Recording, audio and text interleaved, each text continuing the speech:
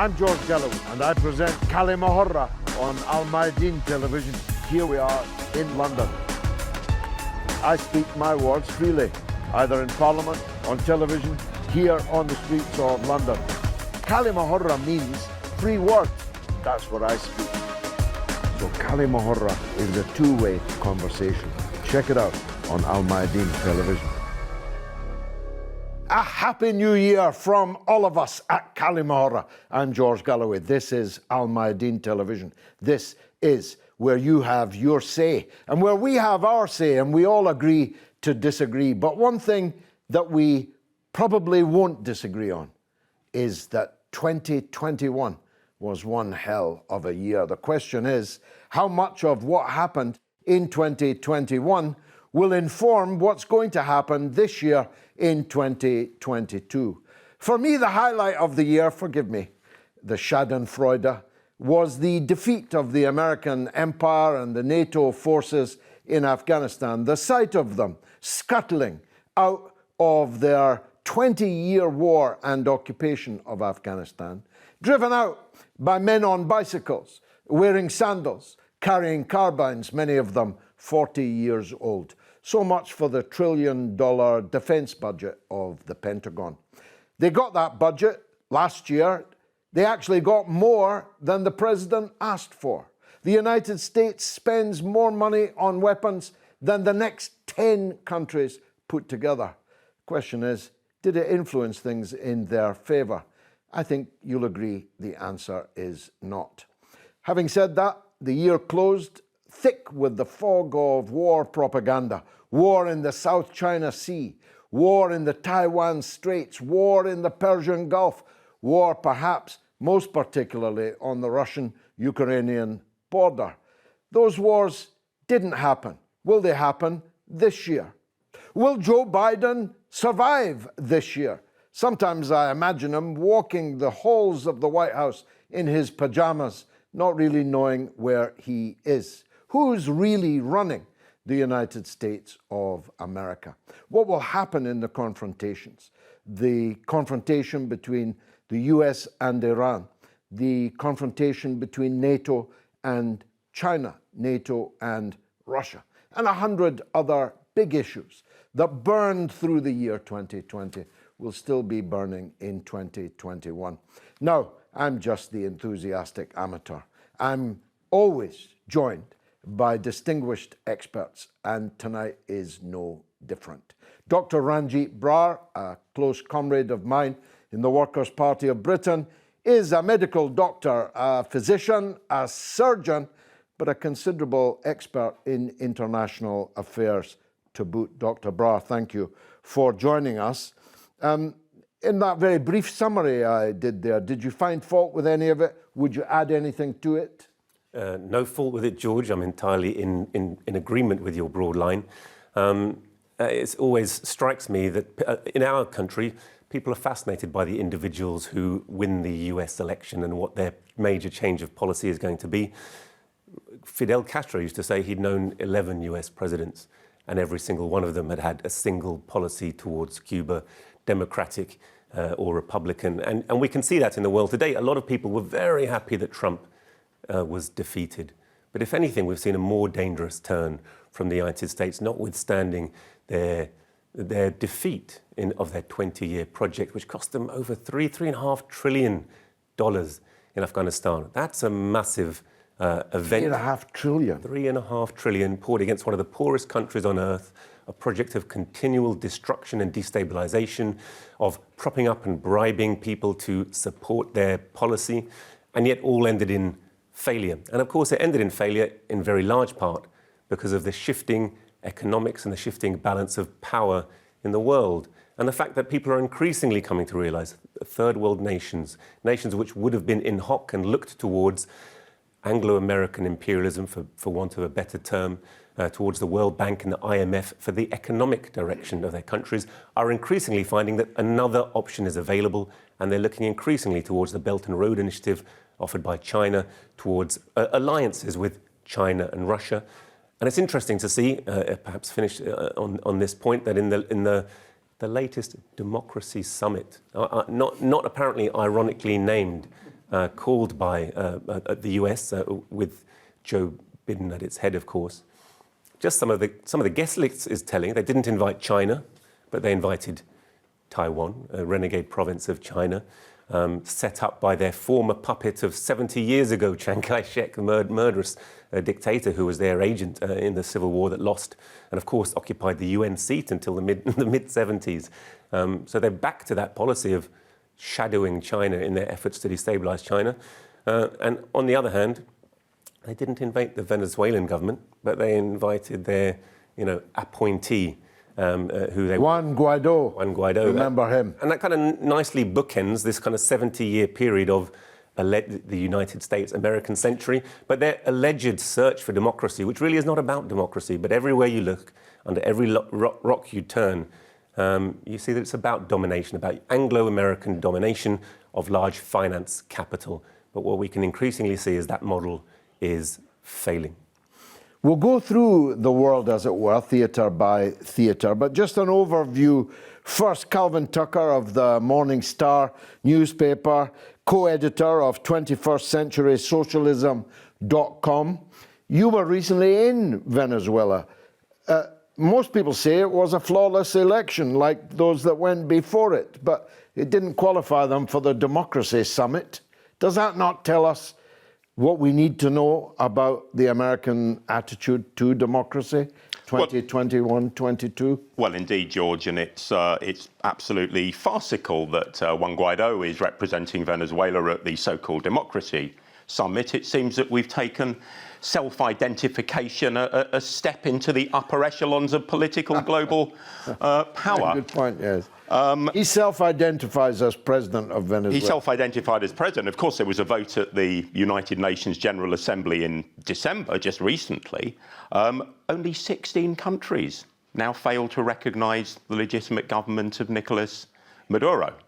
So the so-called international community, which had jettisoned Venezuela from its ranks 2 years ago, we were told, has now shrunk to just 16 countries, headed, of course, by the United States of America, and its little poodle, Britain, which is holding $1 billion of Venezuelan gold in the vaults of the Bank of England. Indeed, and that reversal is mirrored, actually, in the Syrian track, because countries that were 2 years ago not just fomenting civil war in Syria, but paying for it, are now queuing up to re-establish diplomatic relations with the government of Syria. So it's reversal after reversal for imperialism. We'll come back to Latin America in just a minute. Dr. Niall McCrae is an officer for the Workers of England trade union. He's a mental health academic. He's part of the pro-Brexit Bruges group and participated in the UK Yellow Vest movement. Dr. Niall, welcome back. I suppose for you the year was dominated by the COVID crisis. I see you're wearing the T-shirt. You have unorthodox views on the origin and how to meet the challenge of COVID-19. Is that looking like it's going to stretch into this 2022? Oh, yes, absolutely. Unless the peoples of the world can rise against this authoritarian technocracy, which is relentlessly creeping, sweeping over the globe. I wish my learned friends here is correct in saying that the sort of Anglo-American capitalist system is tottering on the edge. I don't think it is. I think what we've seen is that it's taken a new form. It's not the form that we had in the Cold War, for example, of the Americans against the USSR. What we now see is a globalist coup against national governments, against democracy, against human rights. And I'm wearing the shirt today, COVID 1984, because this is an Orwellian system that we are getting into here. And we're beginning to see some real pushback now. We see very large protests in Australia, in France, I'm sure we're going to see some big protests now in the UK when another lockdown is announced by Sajid Javid. But the question is... Remind the audience, who is he? In fact, remind me, who is he? Is he the health secretary in Britain? Yes, it's hard to remember, isn't it? He is the health secretary. And so we've managed to get through Christmas and people have had a good time, but now it's January, now we're into a new year and we're heading back into lockdown again. And this is because not enough people are complying with the boosters. England has fallen behind other countries, particularly in Europe and Australia and Canada, in imposing the regime. And so I think the British government has been told, you have to get a move on now. And I think that this is going to result... Been told by whom? Well, this is the big question, George, and I'm afraid I'm not able to give you a good answer to that. I mean, it's quite obvious, all the governments of the world, this is not a cock-up, as some people would have portrayed it. You know, this is not private eye. This is a global program that's going on, with all countries doing the same thing. All countries bringing in a digital surveillance system, biometric security, the cashless society. This is sweeping across the globe. And unless people wake up soon and get out there and man the barricades, then I really fear for our prospects. I always struggle to understand why Fidel Castro's Cuba would be part of this international capitalist conspiracy, but we'll come back to that. Let's take a view from the United States. Alexander Azadgan from Irvine, California. He's a professor of international political economy and senior geopolitical policy, and he's an advisor specializing in West Asia, East Asia, Europe, and the US, which is quite a considerable part of the world, actually. Welcome. Thanks for having me. One of your many specialities is the question of Iran. You often discuss it, write about it. Will 2022 be a year of increasing tensions between Iran and the United States, or perhaps the opposite? Iran's case is very complicated. Iran is at the epicenter of geopolitics and geopolitical tension between Russia and United States and China, and even China and Russia themselves. When there are tensions, violence is bound to happen, unfortunately. We're not forecasting this for 2022, but as your audience is aware, Iran's enrichment level of uranium is at the 60% level. And the Israelis have come out and made claims that very shortly Iran will have what they call a dirty bomb. This is what they said, within 2 to 3 weeks. And then in about a couple of years, they will have the capability to attach this to a missile. Of course, we're all aware of the Israeli exaggerations. After all, how can we forget that Benjamin Netanyahu, for 20 years, said Iran is 3 months away from obtaining a nuclear warhead or just a nuclear weapon. So that's one issue. We are forecasting that things will get rather tense. However, because of COVID, many states' capacity to wage war has been limited.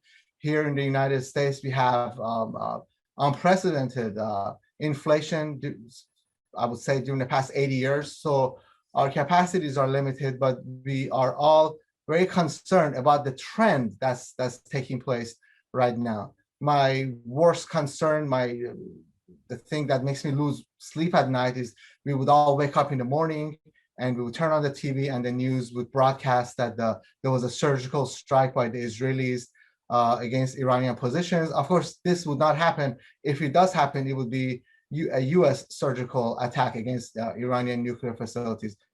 There are many potential flashpoints over China, over the Ukraine, over the Iranian nuclear developments. Do you think that it is possible that there will be an Israeli-American strike upon Iran? The case with Ukraine is very, very complicated. The Russians believe Ukraine culturally and geographically was always part of Russia. The languages are practically identical with minor pronunciations. Senator Mendez, one of the most powerful senators in our Congress, made a very corrosive statement that they're going to enact draconian measures, sanction measures against Russia, and that the entire RCB, Russian Central Bank, will be collapsed if Russia does anything, if they make any aggressive move against Ukraine. There are around, as we are speaking, there are 193,000 elite Russian soldiers at the border. There is precedent of Russia trying to control the situation with its current neighbors, former Soviet republics. The case of Georgia comes into mind. Crimea comes to mind. And so to some extent, the West is trying to contain this. I think the West has forgotten that Russia was always an expansive empire, and Putin has been on record numerously saying that the fall of Soviet Union was one of the biggest plunders of the 20th century. It's a safe prediction, I think, that 2022 will be a turbulent year, either because of the pandemic and the state, governmental, international reaction to that, or because of these flashpoints that we've been talking about. What's your prediction? 2022 will be a very difficult year. It's almost like a perfect storm. I don't believe any party is interested in waging war. I don't believe the Russians or the Chinese are interested in waging war with the United States. The economics of it all will not allow us. Also, we are at a time when physical war is becoming obsolete. There are three types of war that there's precedent of having been waged in the past several years. Media warfare, psychological warfare, which is media warfare, biological warfare, which some people argue COVID was all about. I don't believe in that school of thought. And the last format is cyber warfare. We've seen that being used against Iran at a concentrated level. However, at some point, if these attacks exacerbate, there could be what we call a limited conflict, low intensity conflict, LTC. It could spiral into that. We've had situations in the Persian Gulf where there were skirmishes between the U.S. Navy and the IRGC naval forces. This is so we went from a sort of like a Cold War into a hot war. If this happens, the global economy could spiral out of control. That's why it will be low intensity conflict. It will be sharp, it will be surgical, it will be extremely violent, but then other countries will do everything they can at the UN level to contain it. Otherwise, we could be basically at the threshold of hell itself. The US, and I shouldn't say United States, I call them the party of war in Washington, which consists of Republican and Democrats, are delusional enough, unfortunately, to think they can wage a three-front war with Russia, China, and Iran. All these countries, of course, are somewhat allies, even though extremely complicated. So they are playing a very dangerous war in Washington. They use game theory and they come up with consequences of certain actions in the most scientific way. All we can hope for is that the men of cooler heads would prevail, not just in Washington, but also in Brussels, in Beijing, in Moscow, and in Tehran. This is our hope. This is what we're consulting to them. Calvin, let's tour the horizon as the professor did. Let's start on the Iranian front. The professor loses sleep thinking that some morning he's going to wake up and Israel has launched a preemptive strike on Iranian nuclear facilities. Now, I'm one of these that believes that Israel works for the United States rather than the other way around, and therefore Israel could only do that with the permission of the United States, because it would undoubtedly start a regional war, maybe a bigger than regional war. How likely is that strategic strike on Iran by Israel, do you think? Well, I think you're quite right, George. I've never gone along with this idea that tails wag dogs. I've never seen a dog wagged by a tail. I don't think that's the case in the Middle East. I don't think that's the case with the United States and Cuba, despite the large vote in Miami. US imperialism is a thing. It operates in its own interests and more broadly in the interests of the major Western powers. And I think Israel could better be characterized as a client state of the US rather than these sort of conspiracy theories about Israel controlling everything and everybody in Britain and the United States having to follow their lead. I agree with your guest, actually. I think we're more likely to see low-intensity conflicts breaking out, providing that Biden doesn't completely lose his mental faculties. I wouldn't say I'm sure, but I'm hopeful that wiser voices and statesmen in the US will prevail. The problem, though, with the proxy wars, which undoubtedly the US would prefer to fight, is that none of the US proxies in the region are capable of it. Saudi Arabia, for example, cannot defeat the starving people of Yemen, let alone fight Iran. Countries like the UAE have zero interest in fighting Iran, not least because they would be alight within the afternoon if they did. The US has no real proxies in the region, whereas Iran has a very powerful alliance, a crescent reaching from Iran right through the region, right down to the borders of Israel itself.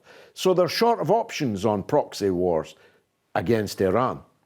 They are, but perhaps never-ending chaos is the ongoing strategy rather than anything else. The year ended, though, with the US taking a big step back, Dr. Ranjeet, on the Ukrainian front. Biden cancelled a $200 million military deal to ease tensions with Russia. They had a summit, a Zoom summit. It seems to have led to assurances on both sides that there would not be war over Ukraine, over the Donbass.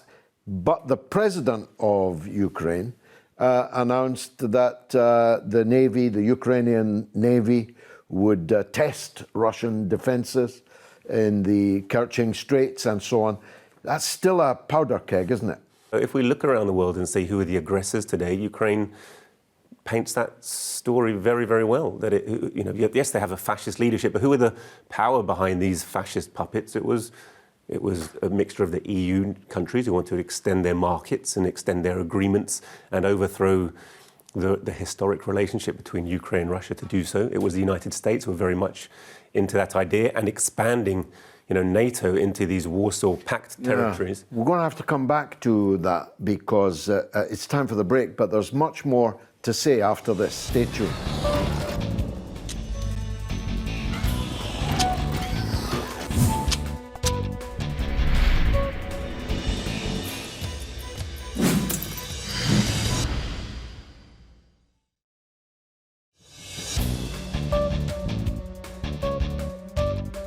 You're watching Kalimahora with me, George Galloway, on Al Mayadeen Television. Coming to you from London, but talking about the future for the whole of the world in this new year. Earlier, we're speaking before the break to Dr. Ranjeet Brar on the Ukrainian-Russian front. Let me test your expertise on the China front, because in a way, that's pregnant with even more possibilities of conflict. I myself don't think the US would fight for Ukraine. I'm not so sure they wouldn't fight China while they still can. I think they fear that if they don't fight China now, they won't ever be able to fight China in the future. Do you share that sensitivity? There are always hawks within the US establishment who put forward these mad plans. It was during the Korean conflict in the 50s that there were very real plans formulated by General Douglas MacArthur to, in his own words, put a necklace of cobalt around the Chinese people so their race never rise again. So that, these ideas of first nuclear strike are always being put forth amongst certain sections of the deep state, of the ruling class of America. I think, to be honest, that moment has already passed. I think China's too powerful. It's too powerful economically. It's too powerful militarily. It has too many friends all over the world. It's telling to me that actually Turkey was one of the nations, we were talking about the Democracy Summit, who weren't invited, that Turkey increasingly has been alienated from Anglo-American imperialist camp, that we considered they were so close during the Cold War period, and is gravitating towards Russia and China. And even there were signs, that India itself, who we know in '62 had a for me it was a devastating war between two of the world's most populous nations. It was terrible for both countries. But India, whose leader is a Hindu fundamentalist separatist in his domestic politics, and we've thought is so closely allied to again the USA in its most recent statements. Made a deal with Putin, not in the last couple real of weeks. red carpet treatment. A very real deal in which they agreed to circumvent the US dollar.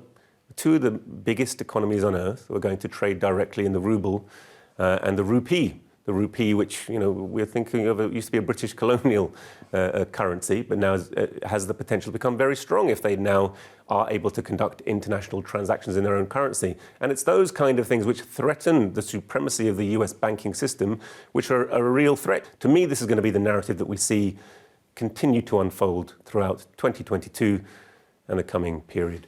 The US is not a paper tiger, but it is an old tiger. A lot of its teeth have fallen out, and there are new tigers, younger and more virile, out there in the woods. That's, I think, clear enough as we face this new year. Dr. Niall, you heard the professor there allude to, he said he didn't share the view, that COVID was some kind of biological war, biological weapon. Are you one of those that shares that view? No, I don't see either COVID, the virus, or indeed the vaccines as bioweapons. But I think it's quite clear that that the virus is being exploited. I've had the rank hypocrisy of the UK Foreign Secretary Liz Truss saying that the biggest threat in the world now is Russia and China, because these are the two countries that are doing most to deprive people of freedom. This from she even climbed on a tank like Mrs. Thatcher in order to deliver this message. Yes. Now, this is the government that is fining people £10,000 for speaking at a protest. This is a government that stopped families from visiting dying relatives. This is a government that is forcing care home staff and soon the NHS staff to take experimental injections they don't want.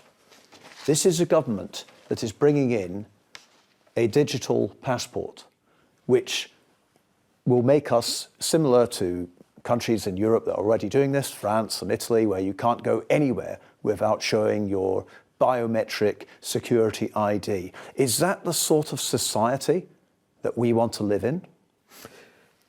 Let's take another American guest, Professor Walter Hickson from Washington in the USA. He's a contributing editor at the Washington Report on Middle East affairs, because we better zero in now on the Middle East. Professor, welcome. Thank you. Good to see you again.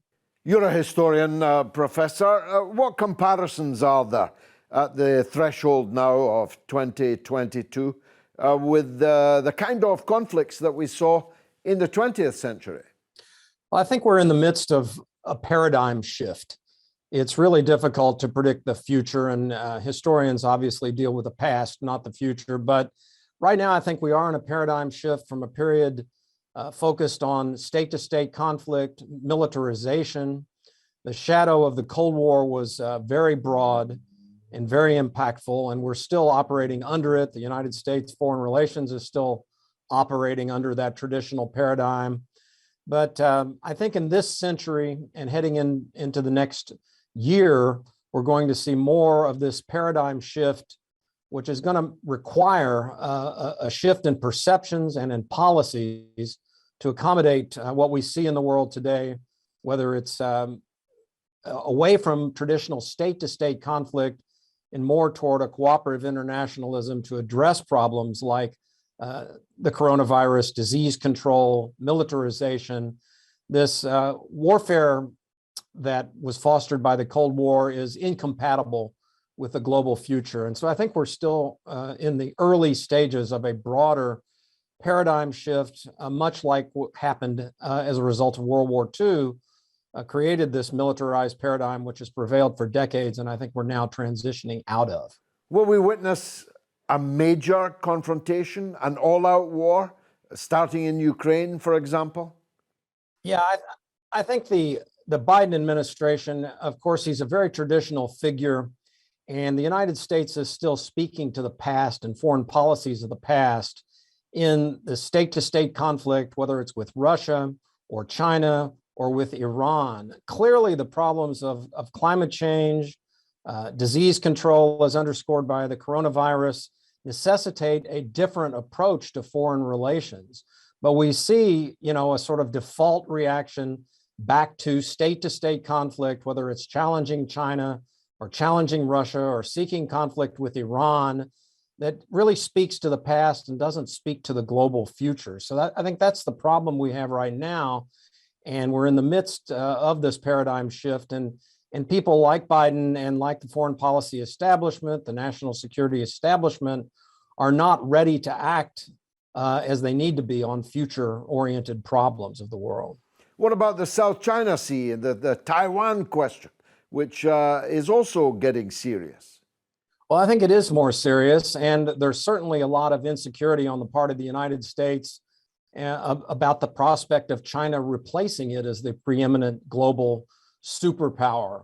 There's all kinds of conflict and clash points with China, whether it is Taiwan, which you mentioned, Hong Kong, the suppression of the Uyghurs, the South China Sea, which China looks at as its sphere of influence, just as Russia looks at Eastern Ukraine as its sphere of influence. And the United States is not accustomed to accommodating these other powers when they assert themselves. And so there's certainly potential flashpoints and potential conflict there. What about the Middle East? Is it really conceivable that Israel will launch military action against Iran? Well, it's always a possibility. Israel is a very aggressive state. It enjoys the full backing of the United States. It is by far the preeminent superpower, military power in the region, and it's very aggressive. We'll have to see how things go with the transition from Netanyahu, but it's very likely that Israel can be assertive on its borders, as it always has been, that it will continue the suppression of Palestinian rights and the promotion of injustice in the region. It remains highly volatile, and anything is possible in that regard, but it would take a dramatic change of behavior on Israel's part for it not to continue to try to have its way in the broader Middle East with American backing. But the scale of such a conflict would be incalculable, because one must assume that Iran has the means and the will to respond overwhelmingly to any such Israeli attack. Well, the flashpoint, as you know, is the Iran nuclear program. And we have a situation in which it is Israel that introduced nuclear weapons to the Middle East and refused to cooperate with the international non-proliferation regime, and misled the United States, by the way, throughout that process in the 1960s of acquiring the bomb. But it now insists, of course, that Iran cease its nuclear activity, but Iran wants the 2016 treaty, which it negotiated in good faith, upheld. So it's certainly a flashpoint and could very well lead to a devastating conflict. It would obviously be the worst thing that could happen to the region, which has already been horribly damaged by the situation in Syria and the forever wars that the United States has carried on throughout the 21st century. So all steps must be taken to try to avoid war in the Middle East. And the United States has the power to assert its influence to do that. It remains to be seen whether it will. Professor, do you see any possible changes for the better in U.S. foreign policy in this new year? Just want to mention that I think that Americans need to really prepare for a new paradigm of foreign relations. We cannot continue to act in the way the United States has acted for the last several decades in world affairs. My book on American war and imperialism, The History Americans Need to Own, emphasizes that the United States needs to own its past in order to have a more progressive foreign policy in the future. Dr. Ranjeet, in the swirl of events last year and our predictions for this year, it's quite telling that none of us, and not our guest, have focused on the Palestinian question. It's as if we've parked that because nothing is going to change. I mean, if it's true that Republicans and Democrats represent no difference in policy, on foreign policy at least, in the United States, it cannot possibly be true that Netanyahu, to the current regime in Jerusalem, occupied Jerusalem, represents a change. So what do you see in 22 for the Palestinian people? You know, the Palestinians, through no fault of their own, found themselves on the front line, if you like, on the cutting edge of the struggle against imperialism. The professor there was talking about America's need to dominate the Middle East, and Palestine is a victim of that entire history of first British and then Americans needing to dominate the Middle East. And the idea was to create a nation to help us dominate the entire region because of its strategic, oil infrastructure and that's central importance to the world economy and the interests of our governments. What the Palestinians have managed to do this year is, I think there was a historic opportunity with Arafat to actually perhaps create some kind of peaceful two-state solution in the region. I think since those agreements were essentially negated by the Israeli state. They're 30 years old now, and not an inch of Palestine has been recovered. Not an inch. On the contrary, the apartheid wall's gone up, the apartheid system. You can really refer to the entire state of Palestine as it exists as a prison camp subdivided by checkpoint after checkpoint, and the people brutally repressed. What we've seen is increasing unity this year of all of the Palestinians who live within the Israeli state and have official Israeli citizenship with both the West Bank and the Gaza Strip, despite all the devices that Israel and the US have used to try and separate and divide the people. To outlaw the leadership, Hamas of the Gaza Strip. It seems increasingly clear Palestinians are recognizing there's no way forward but mass protest, mass civil disobedience. To see the Palestinian people come out in huge protest at the last Israeli incursion into the Gaza Strip and the West Bank was really quite inspiring. And actually, really, it was the internal forces of the Palestinian who led to the defeat of that attempted incursion.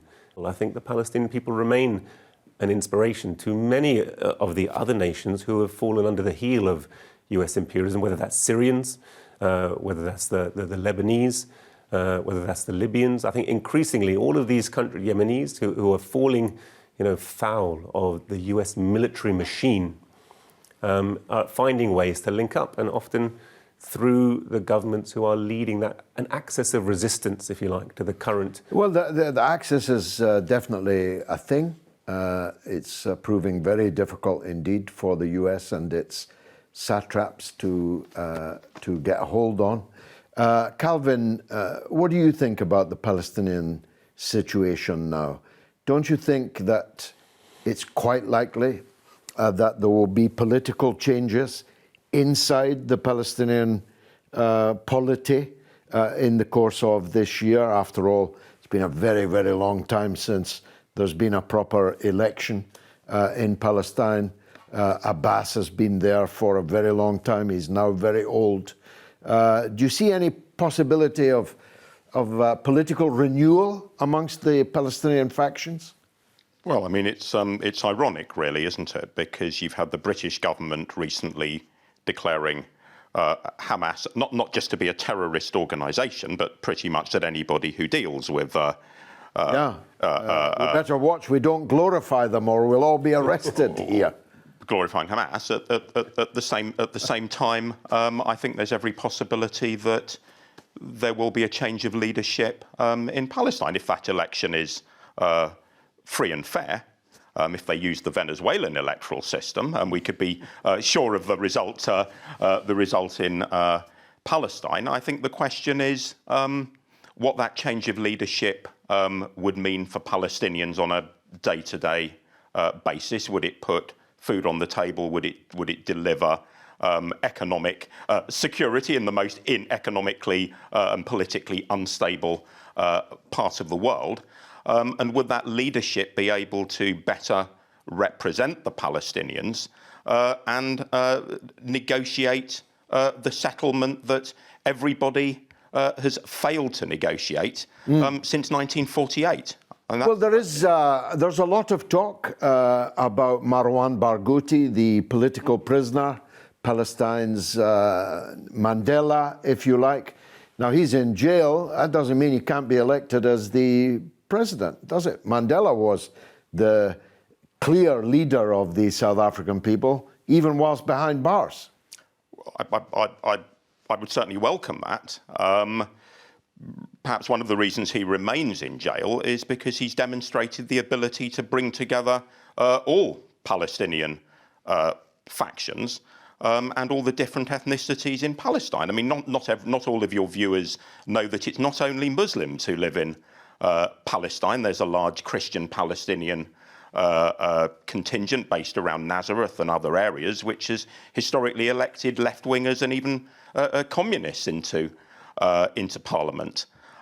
So the issue to me is: are we going to see further descents into forms of ethno-nationalism, or will we have something more progressive coming out of Palestine, which is able to bring people together not only in Palestine, but to unite the huge global movement and the fund of goodwill there is in the Western countries and elsewhere in the world? Well, Arafat always said to me 100 times that the Palestinians were the 300 Spartans. They were. It was their role to hold the pass at Thermopylae and wait for the other city-states, to continue the metaphor, to rise up. It may be sometime before that happens. Let me switch to France. You were a yellow vest before the yellow vests were a thing in Britain, but when they were very much a thing in France. President Macron is standing for re-election. He's very much hoping to be the leader of the EU, although that might turn out to be a bit of a poisoned chalice. Is Macron likely to be re-elected in your view? And if not, who might topple him? Well, I think Macron has already won the French election. I mean, when you've got programmable voting machines, then, if you look at what the global technocracy has done in the last 2 years with COVID, look at the fundamental stripping of basic human rights, and look at the lies that have been told, then I don't think it's too much of a stretch to see that those powers that be get the result that they want in. Is that what you think happened in the US last year? I certainly believe the American election was fortified. I believe that Trudeau probably didn't win the Canadian election by anywhere near the margin that was said. I believe, even looking at elections in Europe with Mark Rutte, who's become very unpopular in Holland, and yet he still manages to scrape through.